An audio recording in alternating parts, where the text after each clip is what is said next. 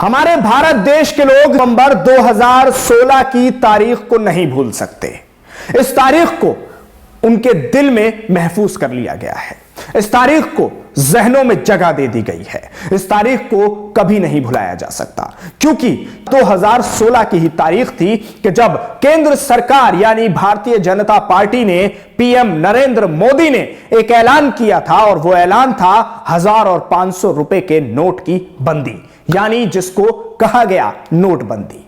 नोटबंदी का यह ऐलान जिस वक्त हुआ, उस वक्त पूरा देश चौकन्ना रह गया। जिस वक्त नोटबंदी का ऐलान हुआ और यह खबर सामने आई कि 1000 और 500 के नोट नहीं चलेंगे, उस वक्त देश को सड़कों पर निकलना पड़ गया, लंबी लंबी लाइनों में लगना पड़ गया, और सुबह के 4 बजे से लेकर लोग शाम के 4 बजे तक लाइनों में लगे रहते थे। लेकिन कभी कभी ऐसा होता था कि उनका नंबर ही नहीं आ पाता था कि वो पैसे भी निकाल सकें। इसी बीच यह भी तय हुआ कि एक वक्त में आप कितने पैसे बैंक से निकाल सकते हैं। यह एक ऐसा फैसला था कि जिसके खिलाफ छोटे लोग हों, बड़े लोग हों, सभी ने प्रदर्शन किया। लेकिन इसकी सबसे ज्यादा मार जो झेली और इसका सबसे ज्यादा असर जो पड़ा, वो आम लोगों पर पड़ा, मिडिल क्लास लोगों पर पड़ा, गरीब लोगों पर पड़ा। आप सोच रहे होंगे कि आज मैं इस बारे में क्यों बात कर रहा हूं। मैं इस बारे में इसलिए बात कर रहा हूं क्योंकि सुप्रीम कोर्ट ने इस पूरे मामले पर बड़ा फैसला दे दिया है। सुप्रीम कोर्ट ने इस पूरे मामले पर सरकार के फैसले पर मोहर लगा दी है और केंद्र सरकार के फैसले को सही ठहरा दिया है। सुप्रीम कोर्ट का ठप्पा केंद्र सरकार के इस नोटबंदी के फैसले पर लग चुका है। अब केंद्र सरकार को मोहर लग गई है, अनुमति मिल गई है और परमिट मिल गया है इस फैसले पर कि आपने जो फैसला किया था वो बिल्कुल सही था। आपके फैसले पर कोई गुण दोष नहीं होगा, आपके फैसले का कोई भी विरोध नहीं करेगा, आपका फैसला बिल्कुल सही है, क्योंकि अब सुप्रीम कोर्ट ऐसा कह रहा है। आपको यह भी बता दूं कि 58 याचिकाएं, उन तमाम याचिकाओं पर जब सुनवाई हुई, आज 2 जनवरी के दिन सुप्रीम कोर्ट ने बड़ा फैसला सुना दिया। यह बड़ा फैसला सुप्रीम कोर्ट ने सुनाया और केंद्र सरकार के नोटबंदी के आदेश पर और इस शाही फरमान पर मोहर लगा दी। लेकिन अब इस खबर का मैं एक दूसरा पहलू भी आपको दिखाता हूं और बताता हूं कि जो जजेस की बेंच थी उसमें से कौन कौन जज इस फैसले से सहमत रहे और उनका फैसला इस पूरे मामले के पक्ष में रहा, और कौन वो एक ऐसे जज हैं कि जिन्होंने इससे असहमति जताई। खबर में आखिर तक बने रहिएगा। न्यायमूर्ति बीवी नागरत्ना ने नोटबंदी के फैसले से असहमति जताई। उन्होंने कहा 500 और 1000 रुपए के नोटों का विमुद्रीकरण कानून के माध्यम से किया जाना था, ना कि गजट अधिसूचना के माध्यम से। यह है जस्टिस बीवी नागरत्ना। इन्होंने नोटबंदी के इस फैसले से असहमति जताई है। इन्होंने सुप्रीम कोर्ट की ये जो बेंच थी 5 जजेस की, उसमें बीवी नागरत्ना जो कि सुप्रीम कोर्ट की जज हैं, उन्होंने इस फैसले से असहमति जताई है। अब आगे सुनिए आप और क्या क्या ट्वीट आपके सामने में लेकर आ रहा हूं। संसद को ऐसे महत्वपूर्ण मामलों में अलग नहीं छोड़ा जा सकता है। आरबीआई द्वारा प्रस्तुत अभिलेखों को देखने पर लगता है कि आरबीआई द्वारा कोई स्वतंत्र आवेदन नहीं किया गया था। पूरी कवायद 24 घंटे में हुई। जस्टिस बीवी नागरत्ना की नोटबंदी पर टिप्पणी।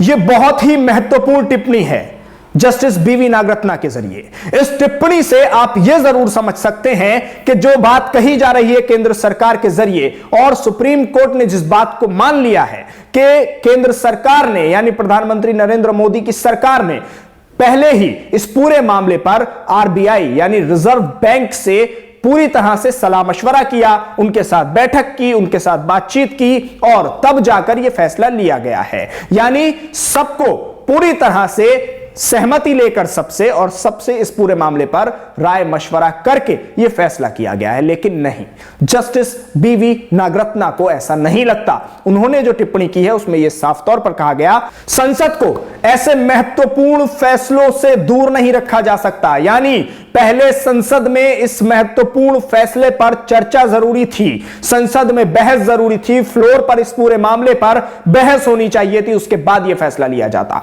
उसी में बीवी नागरत्ना ने यह भी कहा कि reserve bank of India RBI से कोई स्वतंत्र आवेदन नहीं किया गया था।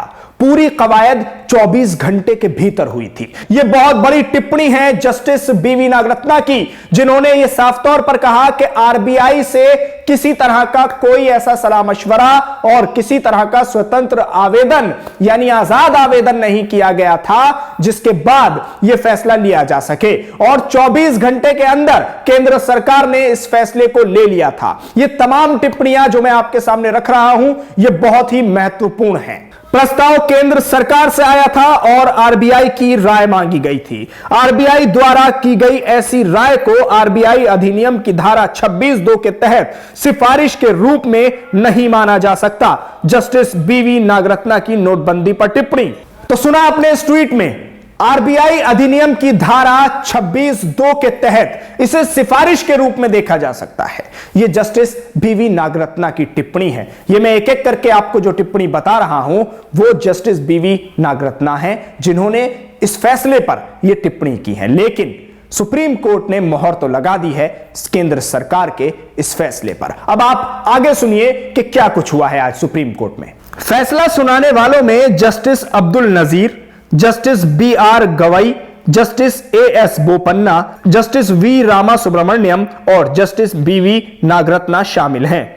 बता दें कि केंद्र सरकार ने भारतीय रिजर्व बैंक आरबीआई अधिनियम 1934 की धारा 26(2) के तहत नोटबंदी लागू की थी।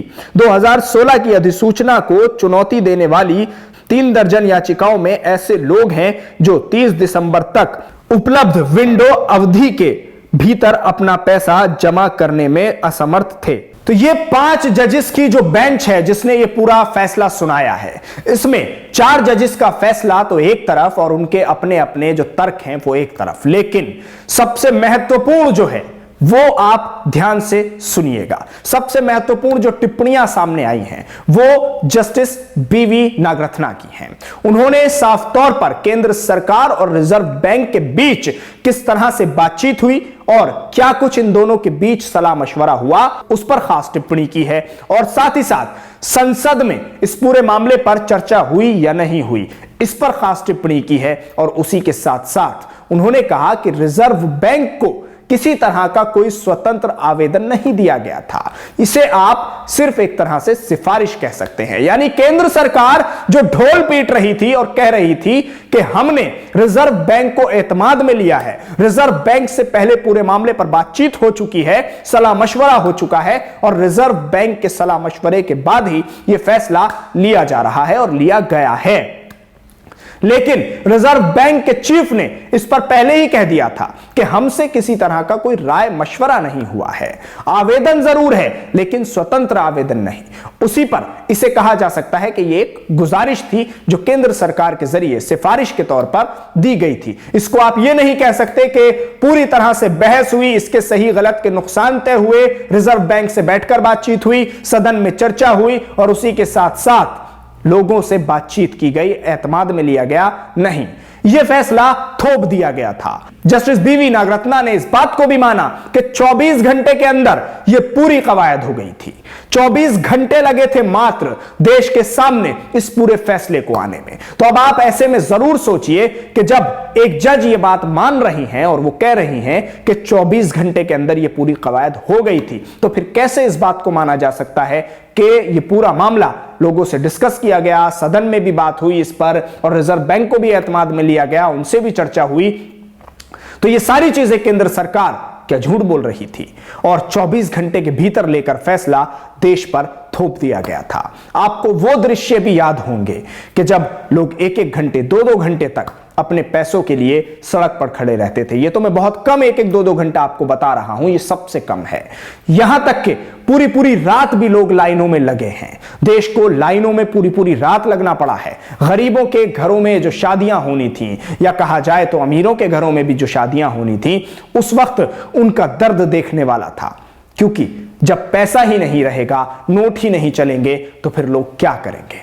और उसके बाद आज तक उस 1500 के नोट का जो जख्म दिया गया था, उससे देश की जनता पूरी तरह से उभर नहीं पाई है। आप हमारे साथ इस वीडियो पर जुड़े, आपका बहुत बहुत शुक्रिया। न्यूज़ एमएक्स को यूट्यूब पर सब्सक्राइब करें, फेसबुक पर लाइक करें, वीडियो को ज्यादा से ज्यादा शेयर करें। धन्यवाद।